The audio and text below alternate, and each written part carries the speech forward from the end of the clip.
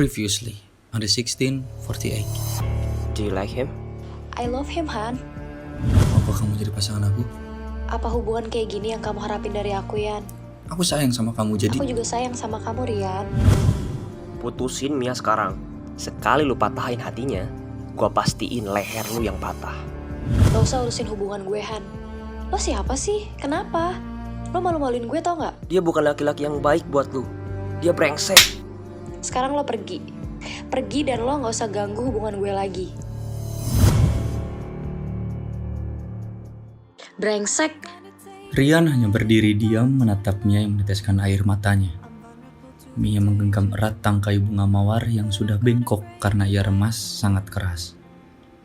Rian kikuk, tidak mampu mengatakan apapun. Tidak seperti biasanya, ia tak mampu mengatakan apapun di hadapan Mia. Hampir 1 tahun gue dibohongin sama cowok brengsek kayak lo. Malu gue jalanin semua ini. Nyesel gue kenal sama lo. Mia pun berbalik dan meninggalkan Rian yang masih berdiri di kamar kosnya. Mia tak kuasa menahan tangisnya dan segera berjalan keluar dengan hati yang gemetar. Semua berawal sejak 2 minggu yang lalu. Meski sikap Rian tidak mencurigakan, tapi feeling seorang wanita selalu benar. Mia menaruh curiga pada Rian entah karena alasan apa, yang tidak bisa ia jelaskan dengan kata-kata. Semuanya hancur. Hanya satu yang mampu Mia raih dari kecurigaannya. Jawaban dari rasa risaunya. Kecurigaan yang perlahan ia pupuk hingga subur, sampai akhirnya ia mendapatkan buah kekecewaan. Isak tangis tak henti mengganggu malamnya. Hidungnya merah, matanya sembab dan tubuhnya lemas. Nafsu makannya hilang, bahkan rasa ingin tidur pun hilang.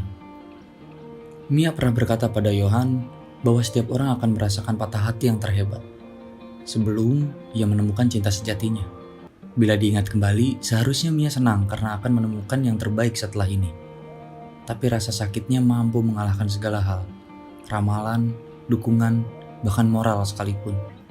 Dengan sedikit motivasi, Mia bangun dari tidurnya. Ia menatap bantal yang basah menggenang karena air matanya yang tidak habis-habis.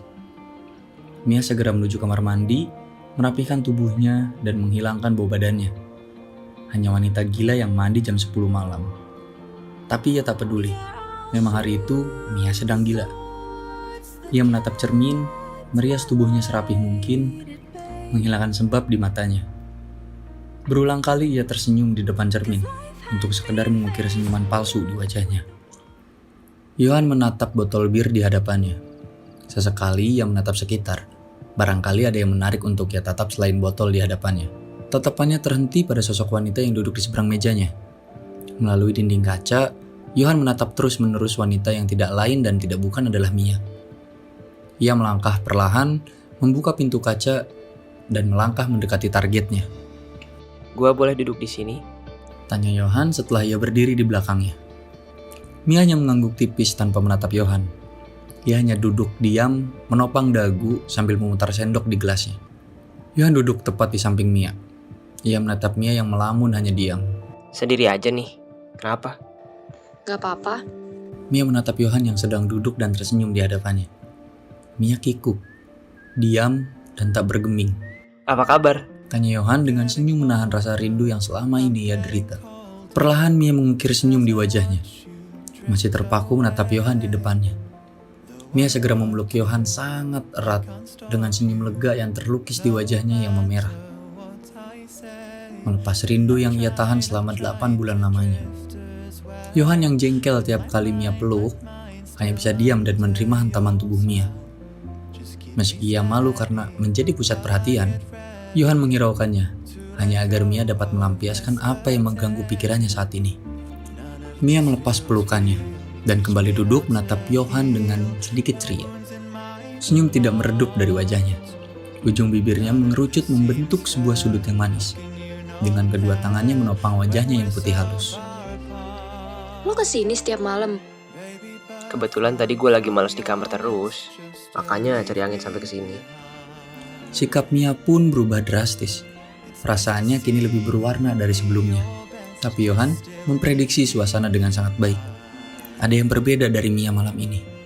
Ceritalah.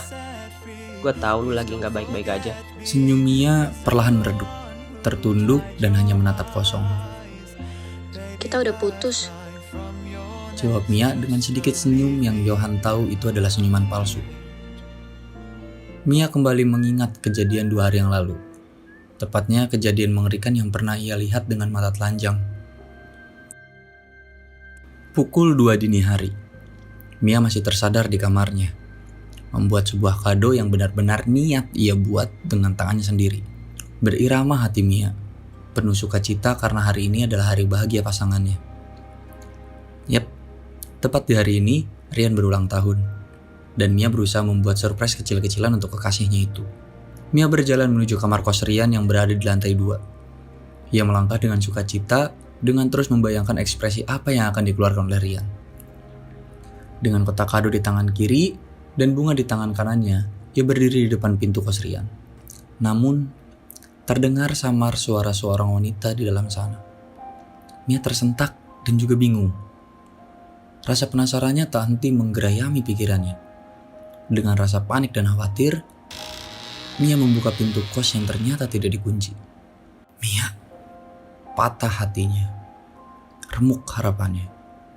Pandangannya kosong dengan air mata yang perlahan membendung di matanya. Udah gila kamu. Aku bisa jelasin. Rian segera bangkit dari tidurnya dan menghampiri Mia yang berdiri di ambang pintu. Gak usah nyentuh gue. Mia, kamu tuh salah paham. Tamparan mendarat di pipi Rian. Brengsek.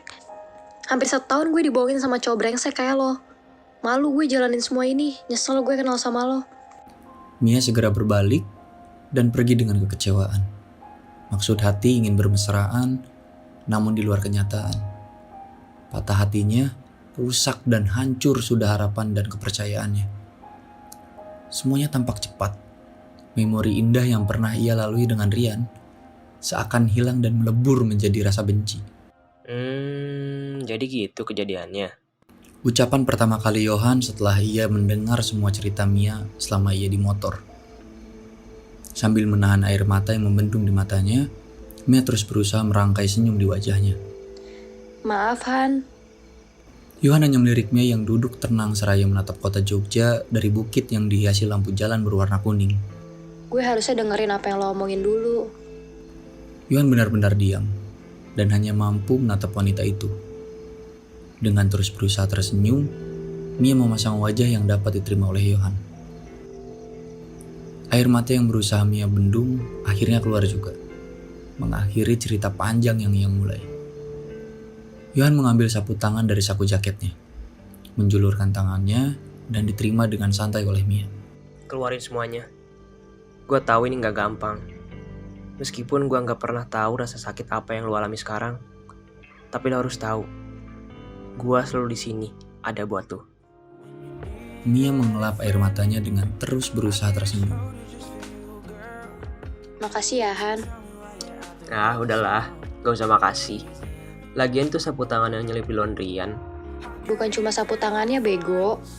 Ia benar-benar merasa beruntung memiliki sosok laki-laki yang benar-benar peduli padanya. Laki-laki yang bahkan lebih dekat dari seorang kekasih. Hari-hari pun berlalu. Pertemuan yang benar-benar kebetulan itu memperbaiki Mia perlahan. Baik itu dari sikap dan juga keadaan psikisnya. Akhirnya semuanya kembali seperti biasanya. Gue gak mau tahu, pokoknya sore nanti bawain gue bunga, coklat, dan lo harus dateng seganteng-gantengnya, oke? Hari ini adalah hari besar bagi Mia. Karena wanita yang malas ini justru sidang lebih dulu. Siapa sangka, Johan yang lebih rajin di kelas justru belum menyelesaikan skripsinya. Sedangkan Mia yang sempat hancur kuliahnya karena laki-laki, dia akan sidang hari ini. Dengan perasaan bahagia yang ia pikul, Johan menuruti keinginan sahabatnya itu. Membawa setangkai bunga ke acara seremoni malam ini. Sebuah party yang selalu diadakan sebelum yudisium. Johan menunggu di meja bar, sambil sesekali memperhatikan sekitar. Nunggu lama ya? Johan tersadar dan menoleh ke arah Mia. Mereka saling senyum dalam frekuensi tatapan yang sama. Ada perasaan bangga di mata Johan menatap Mia yang tampak anggun dengan blazer hitam. Selamat ya. Ucap Johan singkat seraya ia memberikan setangkai bunga mawar pada Mia. Mata Mia berbinar menatap Johan yang tersenyum manis di hadapannya. Mia memeluk Johan sangat erat, melampiaskan rasa syukurnya selama ini kenal dengan pria yang bernama Johan. Johan hanya tersenyum tanpa melakukan apapun. Mia melepas pelukannya dan mengusap air matanya. Persahabatan yang tidak terasa ini benar-benar membuat mereka sedih dan juga bahagia. Kurang lebih 4 tahun mereka melukis hubungan ini, dan tidak ada rasa benci sedikit pun. Bahagia mereka jalani bersama, sedih pun saling berbagi. Susah bersama, dan mereka sedikit lagi berada di jurang terdalam yang bernama perpisahan. Hari semakin gelap. Johan membawa Mia menuju Pendopo Lawas, tempat paling hits di Jogja, tepat di seberang alun-alun utara. Johan memilih tempat duduk dan membeli beberapa cemilan dan juga minuman. Tumben lo mau kesini. Tiap gue ajak kesini kayaknya lo selalu nolak deh. Ucap Mia yang bingung dengan tempat pilihan Johan kali ini. Johan hanya tersenyum seraya duduk dan meletakkan kopi dan juga es susu putih milik Mia. Gue ketemu Dospem tadi pagi. Iya, terus gimana katanya? Mia yang sumringah langsung mendekatkan dirinya pada Johan. Gue bakal sidang tahun depan, karena data yang gue punya masih belum valid. Mia lesu seketika mendengarnya. Ia menatap Johan dengan raut yang sedih. Sedangkan Johan terus berusaha tersenyum meski pandangannya kosong. Minggu depan gue balik ke Bandung, karena semester depan gue cuti. Tapi 2 minggu lagi gue wisudahan, lo gak bisa datang. Johan hanya menggelengkan kepalanya. Mia merasa tersakiti. Benar-benar sakit yang ia rasakan dan bingung melihat sikap Johan yang tiba-tiba berubah pikiran. Gue bisa ulang atur wisuda gue kok. Jangan gila deh lu. Kita kan pernah buat janji bakal wisuda bareng. Gue gak mau lo ngeduluin gue, makanya gue kejar semua hutang gue di kelas. No. Did I mention no? Gue reschedule wisuda gue deh. Gue cuti semester depan dan wisuda bareng sama lo. Gak boleh. Mia bungkam. Diam setengah mati melihat tatapan gila Johan lagi sejak terakhir kali ia melihat tatapan ini yang berakhir perpisahan. Lu harus selesain semuanya tahun ini. Gak boleh ditunda. Tapi Han, gue mau wisuda bareng lu. Johan pun menunduk dan menyandarkan tubuhnya. Ia terdiam sesaat lalu menghela napas panjang. Gue minta maaf. Kalau gue bisa nyelesain skripsi gue secepat lu nyelesain skripsi lu, pasti gak bakal kayak gini. Ucap Johan dengan nada yang lebih rendah.